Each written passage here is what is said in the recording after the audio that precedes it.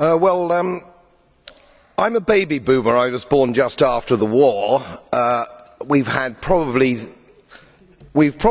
had the longest period of peace and prosperity globally, I would say, from that time.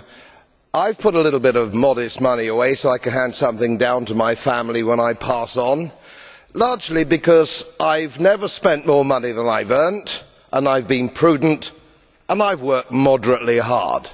Now, it always seems to me as a complete surprise to politicians how countries get in debt. Let me explain, because I don't think you really understand it. It's because politicians consistently spend more money than they raise in taxation, more money than they can possibly raise in taxation, most of which, in point of fact, they actually waste. The reason we are talking about countries which are broke, and they are broke, is because their ridiculous, ineffective, ignorant politicians consistently spend more money than they can raise, and then they borrow, and worse, they then print money, because politicians and their central banks have a machine which prints money. You do that as a private citizen and it's a criminal offence. You would go to prison for doing that, and politicians and their central banks do it all the time.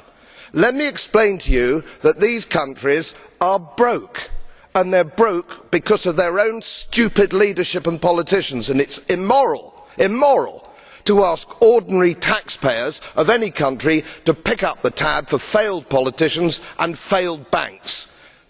They are defaulted, they are broke. For God's sake, let us all of us admit it.